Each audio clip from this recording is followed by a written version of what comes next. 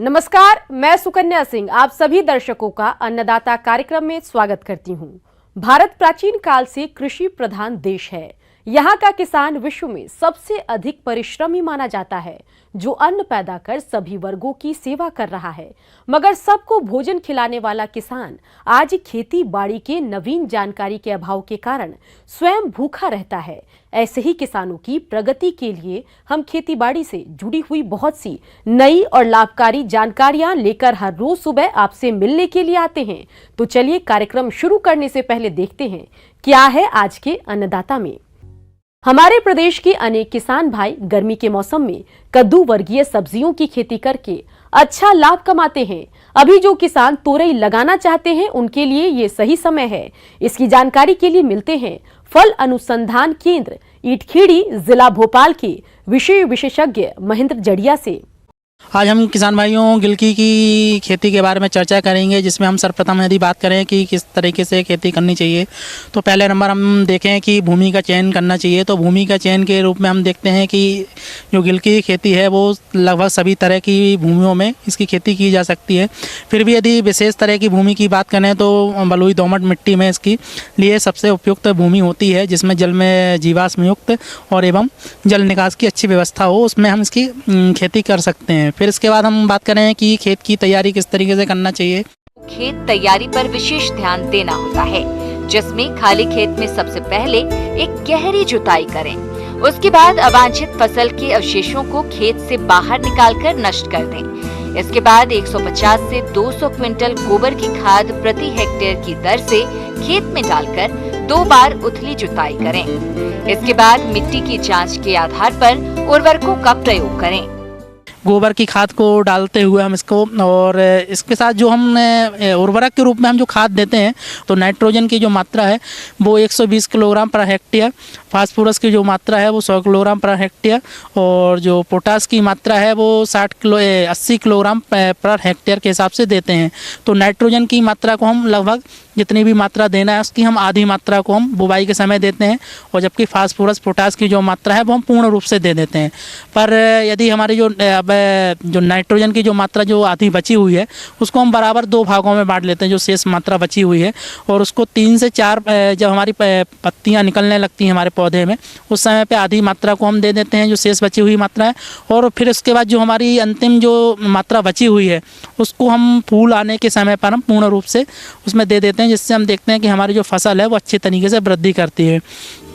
किसान भाइयों, तुरई की बुआई करने से पहले आपको तुरई की उन्नतशील किस्मों पर विशेष ध्यान देने की जरूरत है, क्योंकि अच्छा उत्पादन का आधार उन्नतशील किस्मों पर ही टिका है। तो आप तुरई की कौन कौन से किस्मों का चुनाव करें, आइए जानते हैं।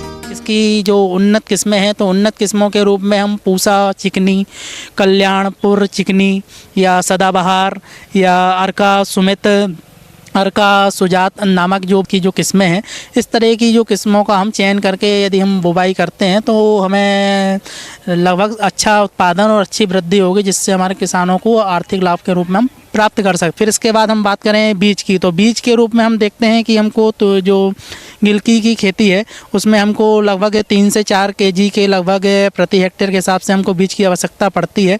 खेत की तैयारी एवं प्रजातियों के चयन के बाद अब बात करते हैं बीज उपचार की, क्योंकि फसल को भूमिगत कीटों एवं रोगों से बचाने के लिए बीज का उपचार करना जरूरी होता है। तो आप थीरम 2 ग्राम दवा से प्रति किलोग्राम के हिसाब से बीज को उपचारित करें। फिर इसके बाद हम बात करें कि बुवाई, तो इसमें हम देखते हैं कि जो गिलकी की बुवाई के लिए तो कतार से कतार की दूरी हम लगभग 1 से 1.5 से मीटर तथा पौधे से पौधे की दूरी 1 मीटर रखते हैं। जो थाला बनाकर अपन इसकी बुवाई करते हैं तो एक थाले में हमको लगभग 3 से 4 बीज को बोना चाहिए, और अंकुरण के बाद हमको जो हमारे 4 यदि बीज उगाते हैं 4 के 4 यदि, तो हमको उसमें देखना चाहिए कि 2 बीज जो हमारे अच्छी तरह से वृद्धि कर रहे हैं उस तरीके के जो पौधे हैं उनको हमको छोड़ देना चाहिए, और बाकी जो हमारे वृद्धि सही तरीके से नहीं कर रहे हैं उनको अलग कर देना चाहिए, जिससे हमारे जो थाले में जो पौधे लगे हुए हैं वो अच्छे से वृद्धि कर सके और हमें अच्छा उत्पादन दे सकें। बीजों की बुआई करने के बाद आपको तुरंत सिंचाई करनी चाहिए। इसके बाद किसान भाइयों, फल आने तक 8 से 10 दिनों के अंतराल पर सिंचाई करें। साथ ही खरपतवारों को नियंत्रित करने पर समय समय पर निराई गुड़ाई करते रहना चाहिए। गिलकी की बुवाई कर देते हैं। उसके बाद हमको 15 से 20 दिनों के बाद हमको उसकी निराई गुड़ाई करनी चाहिए, जिससे हम देखते हैं कि खरपतवार नियंत्रण हमारा अच्छे तरीके से हो जाता है और हमारे पौधों में किसी तरह के कीट बीमारियां नहीं लगती। किसान भाइयों, अभी तक आपने खेती से जुड़ी हुई कुछ उपयोगी जानकारियां देखी। अब लेते हैं एक छोटा सा ब्रेक, जल्द ही लौटेंगे और कार्यक्रम में आगे भी है खेतीबाड़ी से जुड़ी हुई महत्वपूर्ण जानकारियां, तो बने रहिए हमारे साथ। ब्रेक के बाद आप सभी दर्शकों का अन्नदाता में स्वागत है। चलिए अब रुक करते हैं अगली कड़ी की ओर। गेहूं की फसल से अच्छा उत्पादन लेने के लिए खड़ी फसल की मांग के अनुसार यूरिया का प्रयोग करना होता है, लेकिन किसान भाइयों को फसलों की मांग के अनुसार यूरिया की मात्रा का सही पता नहीं चल पाता। इसलिए लीफ कलर चार्ट इजाद किया गया है, जिसके द्वारा जांच कर फसल में यूरिया की कमी और अधिकता का पता आसानी से लगाया जा सकता है। तो आइए इस बारे में जानते हैं। आप सभी किसान भाइयों को नमस्कार। आज हम बात करेंगे लीफ कलर चार्ट के बारे में।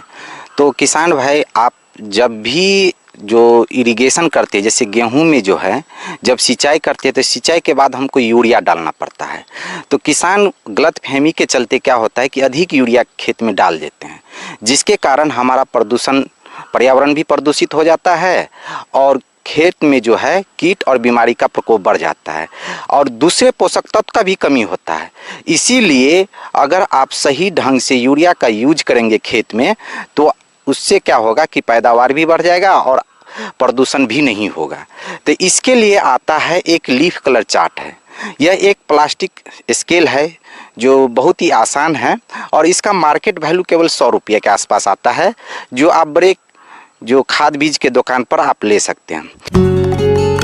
किसान भाइयों, सबसे पहले आप इस बात को जान लें कि आखिर ये लीफ कलर चार्ट क्या है।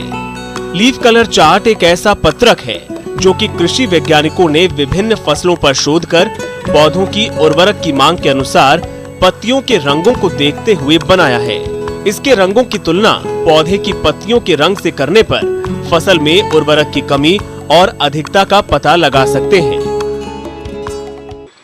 तो किसान भाई, अगर लीफ कलर चार्ट के आधार पर आप अपने खेत में यूरिया का उपयोग करते हैं तो इससे क्या होगा कि आपका खेत में जितना उर्वरक चाहिए उतना ही आप दीजिएगा और इसके कारण आपका खेत में कीट और बीमारियों का भी प्रकोप कम होगा और हमारा प्रदूषण भी कम होगा। और आपका क्या होगा कि एक यूरिया जो अधिक दीजिएगा उसका भी खर्च आपके पास बच जाएगा और ये होगा और उसके बाद आपका खेत में जितना यूरिया की ज़रूरत है उतना ही होगा, जिससे क्या होगा कि दूसरा पोषक तत्व की भी कमी नहीं होगा। और इसके आधार पर आप देखिएगा कि आपका पैदावार बहुत ही अधिक होगा और इसीलिए हम किसान साथियों से निवेदन करते हैं कि लीफ कलर चार्ट के आधार पर ही आप अपने खेत में यूरिया का उपयोग करें। गेहूं की फसल से अच्छा उत्पादन मिले, इसके लिए किसान अक्सर बिना सोचे समझे अंधाधुंध मात्रा में यूरिया का इस्तेमाल करते हैं, जो कि गलत है और इससे किसानों को आर्थिक हानि भी होती है।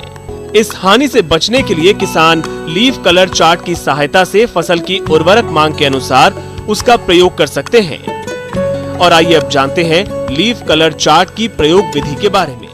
तो एक लीफ कलर चार्ट का क्या है कि इसमें लीफ कलर चार्ट में एक अलग अलग कलर होता है, जिसके नीचे उसका नंबर लिखा रहता है, जिसको हम लीफ कलर शेड भी कहते हैं। तो इसमें जैसे कि 3, 3.5, 4, 4.5, 5, 5.5 इस तरह का नंबर रहता है। इसको क्या करना है कि इसका मिलान जब आप जो सिंचाई कर लिए उसके बाद आप अपने खेत में सबसे स्वस्थ पौधा लगे जो उस पत्ते को उस चार्ट से मिलान करेंगे। और ये ध्यान रखिएगा कि जब भी आप जैसे धूप में मिलाइएगा तो आपका शरीर का जो छाया होगा उसी के नीचे आपको इस कलर से मिलान करना है आपको पत्ते से। और जब आप इस मिलान कर लीजिएगा तो 10 खेत में 4-5 जगह आप मिलान कीजिएगा और उसमें जैसे आपको कहीं पर 4 आ गया तो कहीं पर 3.5 आया, तो उस मिलान के आधार पर आप एक एवरेज निकाल लीजिए। उसके आधार पर आप खेत में यूरिया देने से आपका क्या होगा कि उर्वरक का अच्छा से मैनेजमेंट होगा। तो इसमें जैसे लीफ कलर शेड आपको 5 से अधिक आया तो आपको 1 एकड़ में केवल 15 kg ही यूरिया देना है। अगर 5 जैसे अगर 4.5 से लेकर के 5 तक अगर शेड कलर के नीचे आता है आपका कलर खेत में, तो उसमें केवल आपको 30 केजी यूरिया प्रति एकड़ देना है। और फिर अगर उसके नीचे आता है तो इसी तरह आपको 40 केजी यूरिया प्रति एकड़ देना है। अगर 4 से कम है आपका लीफ कलर शेड का जो मिलान लीफ से 4 से कम है, तो उसमें आपको 55 केजी यूरिया प्रति एकड़ डालना है। तो ये है लीफ कलर चार्ट के बारे में, जिसके आधार पर आप अपने खेत में यूरिया का उपयोग करने से आपका लाभ बढ़ेगा। किसान आगे और भी है खेती बाड़ी से जुड़ी हुई बहुत सी रोचक जानकारियां, पर यहाँ पर रुकेंगे एक और ब्रेक के लिए। जल्द हाजिर होते हैं। ब्रेक के बाद एक बार फिर से आप सभी दर्शकों का अन्नदाता कार्यक्रम में स्वागत है। बढ़ते हैं अगली प्रस्तुति की ओर। मध्य प्रदेश और छत्तीसगढ़ राज्य के अनेक किसान भाई मुर्गी पालन व्यवसाय से अच्छा लाभ कमा रहे हैं, लेकिन हमारे कुछ मुर्गी पालक को इनमें आने वाली घातक बीमारियों की जानकारी नहीं होती और इनकी मुर्गियां बड़ी तेजी से मरने लगती है। तो किसान भाइयों, आपके सामने इस तरह की समस्या नहीं आए, इसके लिए मुर्गियों में सही समय पर टीकाकरण कराना जरूरी होता है। इसकी जानकारी दे रहे हैं नानाजी देशमुख पशु चिकित्सा विज्ञान विश्वविद्यालय जबलपुर के डॉक्टर आरपी नेमा। इसमें जो चूजों का है, जो वायरल बीमारी है, विषाणु से जो बीमारियां होती है, उनको रोकथाम के लिए हमको उनका टीकाकरण आवश्यक होता है। मुर्गियों में आने वाली घातक बीमारियों के कारण मुर्गी पालक किसानों को आर्थिक हानि का सामना करना पड़ता है। तो आप इन रोगों से अपनी मुर्गियों को बचाने के लिए टीकाकरण कैसे करें, आइए जानते हैं। मरेक डिसीज का टीकाकरण हम 1 दिन की उम्र में प्राय हैचरी में करते हैं। यदि हैचरी में वैक्सीनेशन नहीं हुआ है तो फार्म पर करें। 1 दिन की आयु के चूजों में गर्दन के ऊपर जो त्वचा है उसको उठा के अंतर त्वचा की मेथड से सिरिंज के निडल से हम 0.2 ml वैक्सीन का इंजेक्ट करते हैं। इस तरह हम मरेक का वैक्सीनेशन करते हैं। इसके अलावा 5 से 7 दिन की उम्र पर रानीखेत का B1 या F1 जो स्ट्रेन है उसका हम नाक में या आँख में 1-1 बूंद पिलाकर इसका वैक्सीनेशन कर सकते। इसके अलावा IVD का वैक्सीनेशन 14 से 21 दिन की उम्र में किया जाता है। ये वैक्सीनेशन पानी में मिलाकर किया जाता है। इसके लिए कुछ सावधानियां रखना होती हैं। पीने के पानी में क्लोरीन ना हो, बर्तन अच्छी तरह से साफ हो, पानी की मात्रा बर्तन में आधा भर कर रखें और पानी में जो है वसा रहे दूध पाउडर है उसको 3 से 8 ग्राम प्रति लीटर की मात्रा में मिलाकर घोल दें और फिर वैक्सीनेशन करें। जो वैक्सीन की डोज है उनकी चूजों की संख्या के हिसाब से हो। यदि 500 की संख्या में चूजे हैं तो 500 डोज उसमें मिलाना चाहिए। इसके बाद जो चेचक का टीका है, जिन एरिया में यदि चेचक का प्रॉब्लम है वहाँ ये किया जा सकता है। सामान्यतः ये चेचक का टीका नहीं लगाया जाता है। 8वें सप्ताह से 10वें सप्ताह में हम रानीखेत का R2B मुक्तेश्वर स्ट्रेन का टीका 0.5 ml मात्रा में, इसमें जांघ की मांसपेशियों में या सीने की मांसपेशियों में लगाते हैं। सीने की मांसपेशियों में लगाते समय ये रहे कि नीडल जो है कील बोन से अंदर पियर्स ना करे, नहीं तो यकृत और हृदय को चोटिल होने की संभावना होती है। तो इसके अलावा हम रानीखेत का R2B स्ट्रेन 16 से 18 सप्ताह में रिपीट करते हैं और लेयर में 40 सप्ताह की उम्र में रानीखेत की किल्ड वैक्सीन लगा सकते हैं। इसके अलावा बहुत से किसान 8 सप्ताह के बाद हर दूसरे से चौथे महीने में लसोटा जो स्ट्रेन है, जो कि पहले हमने चौथे सप्ताह में पानी में मिला के पिलाया गया है, उसको फिर से रिपीट कर सकते। किसान भाइयों, मुर्गियों में टीकाकरण करते समय कौन कौन सी सावधानियां रखनी चाहिए, इसकी समस्त जानकारी कुछ इस प्रकार से है। टीकाकरण करते समय हमें बहुत सावधानियां रखना चाहते हैं, नहीं तो हमारा जो है टीकाकरण कार्यक्रम सफल नहीं होगा। इसके लिए ये है कि जो भी टीका बनाते हैं, जो कंपनियां बनाते हैं, वहाँ से होलसेलर या डीलर हैं जो टीका बेचते हैं, उनके यहाँ कोल्ड चेन बनाई रखी जाए। टीका को फ्रीजर में रखा जाए, उनको स्थानांतरण करते समय फ्लास्क में या आइस बॉक्स में ही बर्फ़ के साथ टीका को लाया जाए। फार्म में टीका लाने पर उसको फ्रिज में रख दें। और जब हमको वैक्सीनेशन करना है, वैक्सीनेशन का उचित समय जो है प्रातःकाल होता है या सायंकाल होता है, क्योंकि इस समय वैक्सीनेशन करने से चूज़ों में स्ट्रेस या प्रतिबल कम होता है। चूज़ों को जो भी हम उसमें जो उसका घोलक आता है, डाइल्यूटर आता है, उसको हम रूम टेम्परेचर पर रख सकते हैं। उसको उचित मात्रा में तुरंत मिलाएं और जितनी डोज है उतने ही चूज़ों में लगाएं। इसका मतलब ये है कि यदि हमारे पास 1000 चूज़े हैं तो हमको 1000 चूज़े लगाना चाहिए। ऐसा ना है कि 800 डोज 1000 चूज़ों में लगा दें। तो ये थोड़ा सा इसमें सावधानी रहें। जो सिरिंज हैं और उपकरण हैं वैक्सीनेशन के, उनको जीवाणु रहित कर लें उपयोग करने के पहले, और उपयोग करने के बाद भी फिर से जीवाणु रहित करें। जो वैक्सीन के वायल आते हैं, छोटी शीशियाँ आती है, उनको फार्म में ज़मीन के अंदर उबाल कर दवा देना चाहिए। उनको फार्म में उधर उधर नहीं फेंकना चाहिए, नहीं तो वायरस में यदि म्यूटेशन होता है तो यही बीमारी जो है संक्रामक हो सकती है। किसान भाइयों, इस तरह आप चूज़ों का उचित देखभाल करेंगे तो चूज़ों की विकास दर अच्छी होगी और भविष्य में वो अच्छी मुर्गी बनेंगे, अधिक अंडा उत्पादन करेंगे और मृत्यु दर उनमें कम होगी।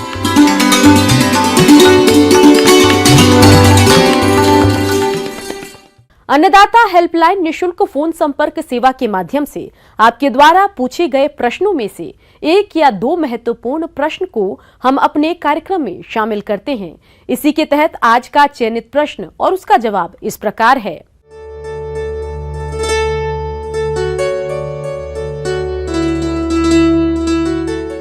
निःशुल्क अन्नदाता हेल्पलाइन में आज हमने जिस प्रश्न को शामिल किया है उसे पूछा है ग्राम सुखारी, जिला अंबिकापुर के जयपाल मावी ने। आपने दुधारू पशुओं में होने वाली थनैला रोग की पहचान और इसके निदान पर जानकारी चाहिए है, तो इसके लिए देखिए कार्यक्रम का यह अंश।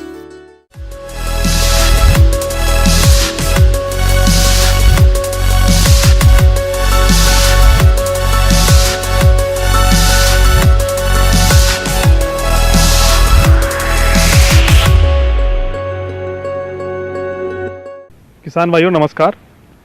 आज हम बात करें दुधारू पशुओं में होने वाले थनैला मैस्टाइटिस बीमारी के फैलने के कारण, निदान और उसके बचाव के बारे में। आमतौर पे देखा गया है कि जो हमारी पशुशाला है उसमें जैसे नमी की मात्रा ज़्यादा हो, जैसे पशु की बिछावन है जहाँ पशु बैठता है वहाँ गंदगी हो, तो उसके माध्यम से जो हमारा जीवाणु है, जो बैक्टीरिया है, वो पशु के थनों में प्रवेश करता है। जैसे ही हमने दूध निकाला और दूध निकालने के तुरंत आधे घंटे के अंदर पशु अगर बैठ गया हो तो उसकी जो जगह होती है, जो कैनाल होती है, उसके माध्यम से उसमें गोबर है, पेशाब है, वो थन में संचरण के माध्यम से चढ़ जाता है और वो धीरे धीरे उसमें इन्फेक्शन करता है, उसमें घाव बन जाता है। और देखा जाता है कि पहले जो हमारा थन है उसमें हल्का हल्का छींचड़े आना शुरू हो जाते हैं। उसके बाद में थन जो है कड़ा हो जाता है, उसकी लंबाई बढ़ जाती है, वो लाल रंग का दिखाई देता है। थनैला रोग दुग्ध व्यवसाय के लिए सबसे बड़ा संकट है। भारत में दुग्ध उत्पादकों को कई हजार करोड़ रुपए का नुकसान इस बीमारी के कारण होता है।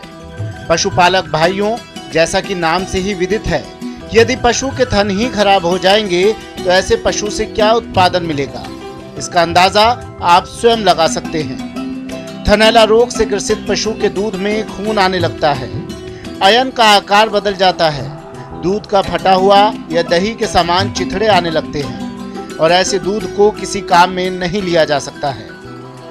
यदि थनैला रोग का समय रहते बचाव कर लिया जाए तो इससे होने वाले नुकसान से बच सकते हैं। तो किसान भाइयों हम बात करते हैं उसके बचाव की, कि बचाव ही उपचार से अधिक सरल है। तो किसान भाइयों मुख्य रूप से ये ध्यान रखें जो हमारी पशुशाला है वो साफ़ सुथरी रहे, उसमें जो बिछावन है वो सूखी रहे और वहाँ किसी प्रकार की नमी नहीं हो।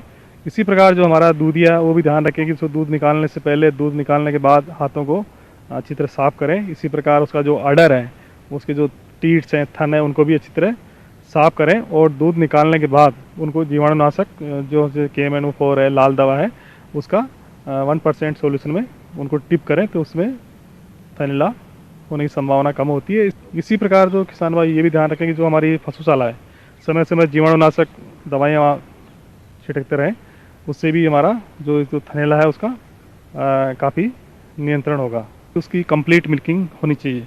अगर थनों में दूध रहता है तो धीरे धीरे उसमें जीवाणु पनपते हैं और पशु की दूध देने की क्षमता भी धीरे धीरे कम होती है।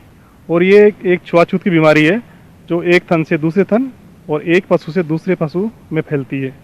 और इसको फैलाने में मुख्य रूप से जो हमारा दूधिया है, दूध के बर्तन है, ये भी सहयोग करते हैं। जैसे संक्रमित हाथों से अगर हमने एक गाय को लगाया, उसके बाद दूसरी गाय का दूध निकाला, तो उस दूसरी गाय में ये बीमारी फैल जाती है। यानी कि जो पशु थनैला से ग्रसित है तो उसका अलग ट्रीटमेंट बॉक्स में ले जाके या अलग पशुशाला में उसको रखें, जिससे दूसरे पशुओं में ये हमारा थनैला नहीं होगा।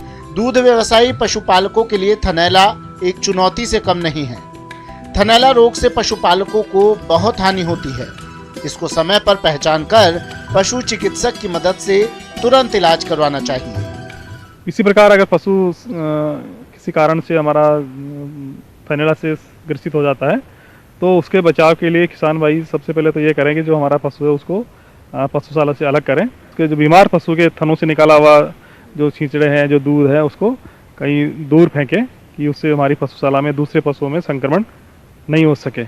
और अलग उसका जो उपचार है वो जैसे उस पर एंटीबायोटिक के द्वारा उसमें करना चाहिए और समय पे उपचार करना चाहिए, जिससे हमारे जो पशु को नुकसान नहीं हो और दूध का भी नुकसान नहीं हो।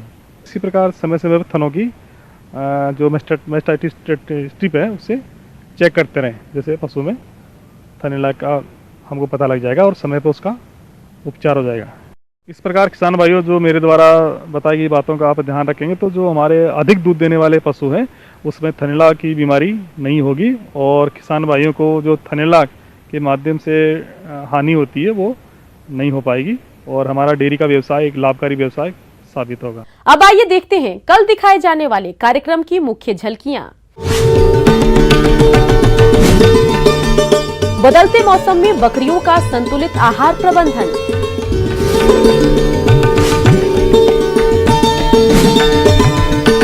कैसे करें रबी फसलों की उपज का सुरक्षित भंडारण, किसान भाइयों, अन्नदाता आपकी सेवा के लिए संकल्परत है। कृषि संबंधित समस्या और सुझावों के लिए आप हमें इस पते पर संपर्क कर सकते हैं। प्रोड्यूसर अन्नदाता, news 18 Madhya Pradesh, Chhattisgarh, Ramoji film city, Hyderabad 501512। साथ ही आप हमें ईमेल भी कर सकते हैं। हमारा ईमेल है p18annadatamp@nw18.com। इसके अतिरिक्त आप हमें निशुल्क हेल्पलाइन नंबर 180041921555 पर सोमवार से शनिवार सुबह 10 से शाम 4 बजे के बीच संपर्क कर सकते हैं।